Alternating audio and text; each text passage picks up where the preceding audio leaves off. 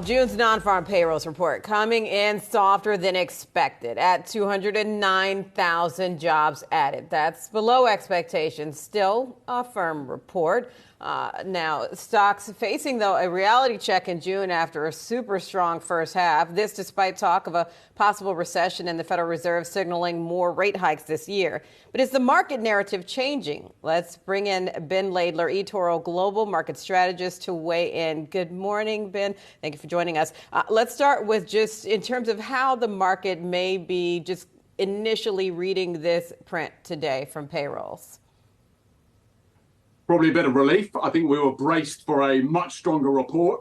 We had a very strong services PMI report. We had a very strong ADP private sector report. We know how sort of hawkish the Fed is sort of speaking. So against that backdrop, the fact that this payroll report, didn't beat expectations, on the upside with printing even more jobs than that, I think the market will take with a little bit of relief. But, this is still a mixed blessing. These are pretty strong jobs numbers. These are pretty strong wage growth numbers. It's going to keep us out of recession, but it's also going to keep the Fed on the interest rate hiking front foot. Ben, why do you think it's pressuring the markets here, at least in the futures? You have all three of the major averages at least on track to open the day lower. Yeah, I think you scratch the surface. So we've still got unemployment at 3.6%, which is a sort of generational low. We've got wage growth actually picking up to over 4%. So, the Fed still has, more work to do here. And I think the market is, it will probably due a breather. We had this dramatic first half where, even the bulls like we certainly made more money than we thought we were going to make. Third quarter seasonality is, generally tougher. Volatility was too low. And we still have the slowdown to come. We really haven't seen it yet. I'm not calling for a recession, but I think it's inevitable that the economy sort of slows from here. So, I'm pretty bullish, but this is definitely two steps forward, one step back. Okay, so speaking of two steps forward, one step back, and you said you're not calling for a recession. So where does the market go from here? Yeah, so I think we need to, digest these massive gains that we've made. Basically all the money we've made so far this year has been on valuations. We're going into second quarter earnings season, next week. I think the shoe is shifting to the other foot, so to speak. I think it's going to be much more. We need earnings to start delivering now.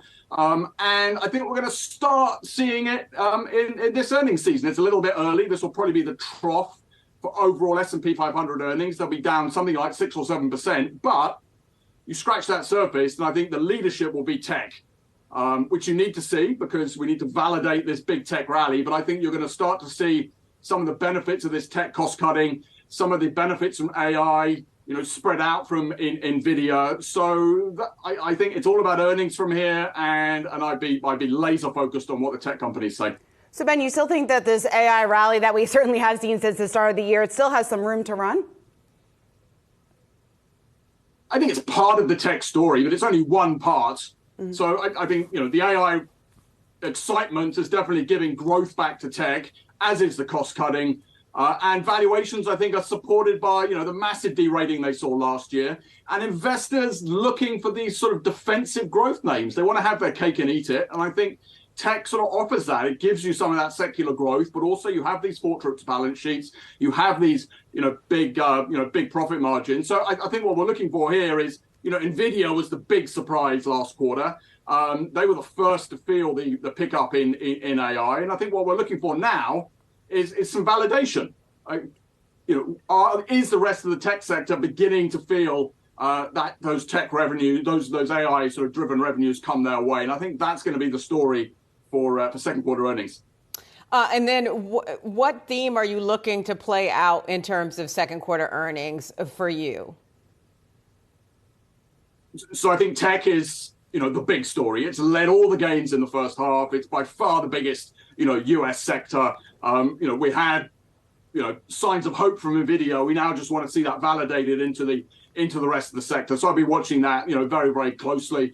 I think that's by far the biggest story of the quarter. I think commodities are going to be very weak, at least in terms of the reported earnings, really giving back the dramatic growth that they had last year.